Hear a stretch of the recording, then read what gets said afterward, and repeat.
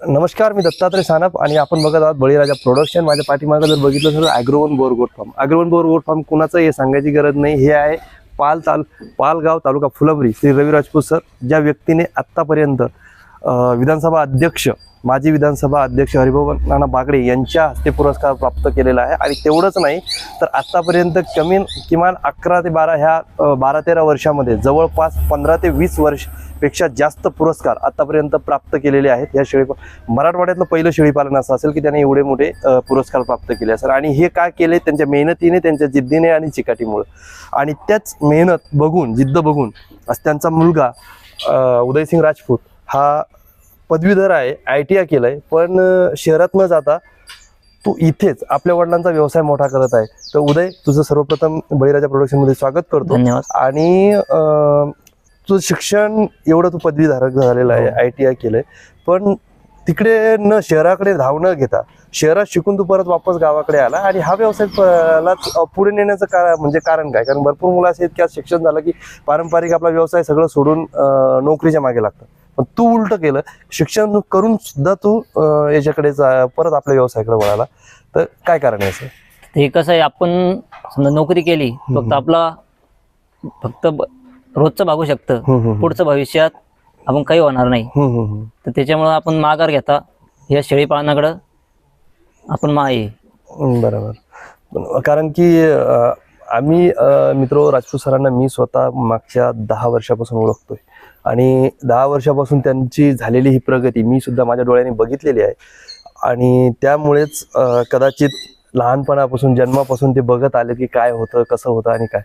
तर राजपूत, आता जे हे आहे आपल्या शेळ्या, तर आता सध्या तुझ्याकडे म्हणजे किती शेळ्यांचं तू संगोपन करू राहिला? आता सध्या 30 शेळ्या, समजा मोठ्या 20 आहे, 9 लहान पिलं आहे. अच्छा. आणि बरोबर आता 100% तूच सांभाळतोय का? नाही, आपले राजपूत साहेब पण मदत करतात? वडील पण करतात, वडील आम्ही दोघं मिळून करतो. दोघं मिळून. बरं, आतापर्यंत तुला काय अनुभव आला याच्यात? अनुभव म्हणजे नोकरी न करता बिझनेस करावा.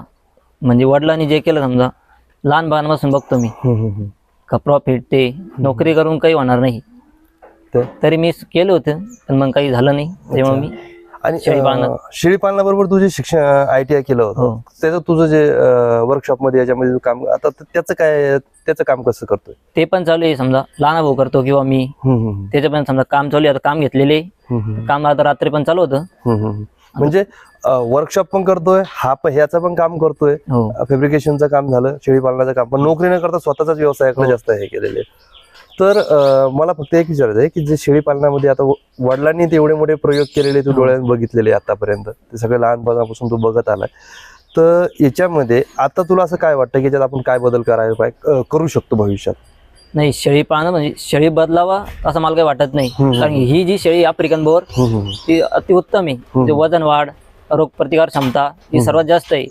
शेळ्यात न बदल करता समजा आपण शेडमध्ये किंवा याच्यामध्ये डेव्हलप करू शकतो, पण शेळ्यामध्ये डेव्हलप हिब्रिड कंटिन्यू छान आहे. आता सध्या जसं की आपण म्हणलो होतो की जवळपास 25-30 नग आहेत आता आपल्याकडे, लहान मोठे म्हणून.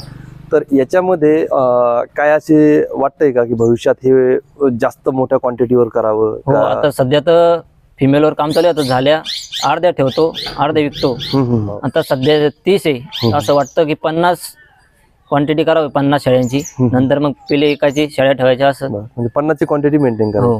बरं, आता आपण भरपूर बघतो की काही जण म्हणजे की जास्त शेळ्या करायला पाहिजे, किंवा कोणी म्हणतं 10 शेळ्या ठेवायच्या त्याच्यात करायचं, कोणी म्हणतं 100 शेळ्या, आम्ही 100 शेळ्यापासून करतो. पण तुझ्या वडिलांनी जवळपास मी बघतो, आम्ही तेव्हापासून बघतोय मी, एक 25 ते 40च्या मधातच ते क्वांटिटी ठेवतात. तर याचं कारण काय? तुला काय वाटलं की का ठेवलं असेल असं?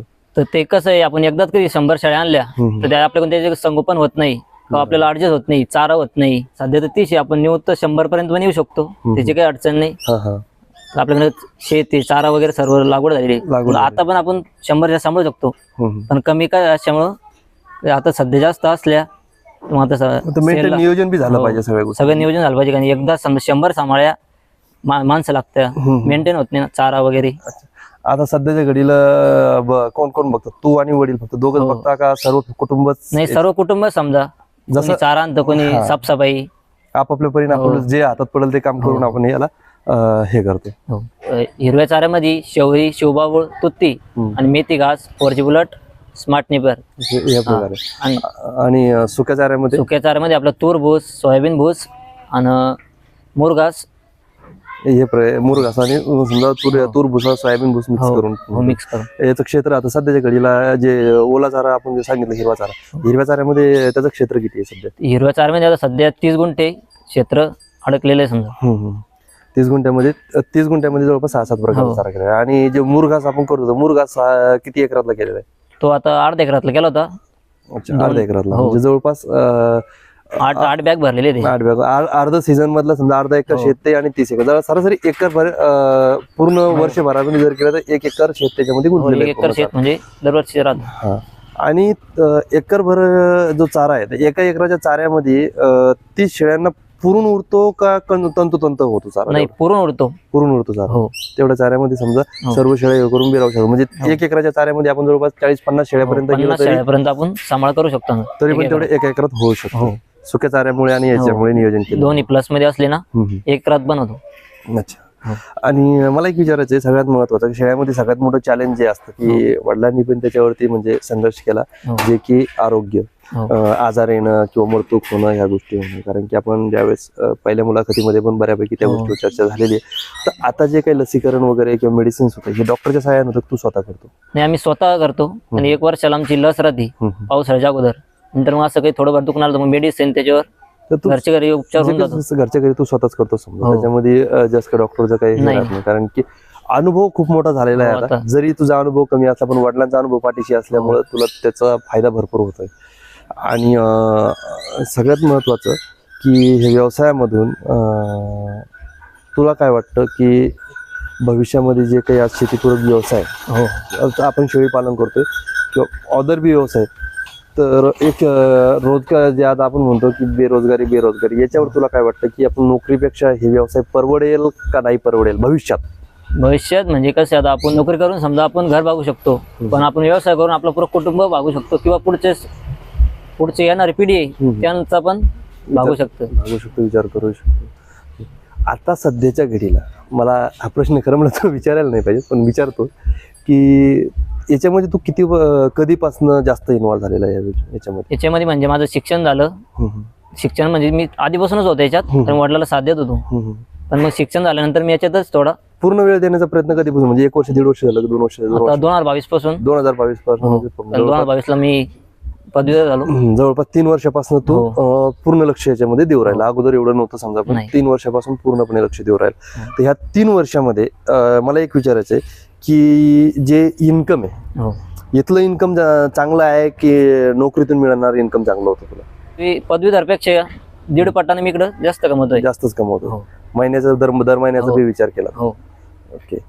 तर मंडळी एकच सांगायचं आहे, कारण की पहिला वेळ आहे त्याचा सांगायचं, पण बऱ्यापैकी एकच सांगायचं होतं की हा जो व्हिडिओ बनवण्याचं कारण एकच होतं की आपण वडिलोपार्जित भरपूर असे व्यवसाय आहेत की जे आपण सोडून देतो आणि नवीन व्यवसायाच्या मागाला, म्हणजे जो मूळ पाया पक्का झालेला आहे त्याला सगळं त्याच्यावरती खरी इमारत उभी करायची असते, पण आपण मूळ पायाचा तो सोडून नवीनच दुसरं काहीतरी एखाद्या नव्या ठिकाणी इमारत उभी करायचा प्रयत्न करतो आणि आपला स्ट्रगल कायमस्वरूपी आयुष्यभर चालू राहतो.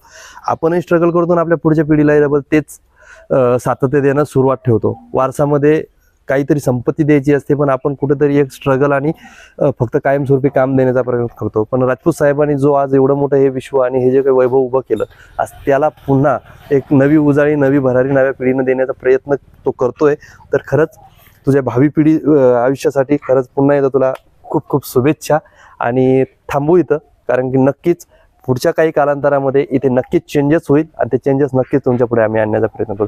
परत एकदा उदयला मी तेच सांगेल की जो आतापर्यंत जो निर्णय त्याने घेतला खरंच एक कौतुकास्पद निर्णय आहे की नोकरीच्या मागे न लागता व्यवसायात आणि फॅब्रिकेशनचं काम सुद्धा, त्याचा व्यवसाय सुद्धा तो सुद्धा व्यवसाय करतोय. असं नाही की फक्त शेळीपालन करतोय, फॅब्रिकेशनचा सुद्धा व्यवसाय करतोय. आज फुलंब्री तालुक्यामध्ये बऱ्याच ठिकाणी त्याचे कामं सुद्धा चालू आहे.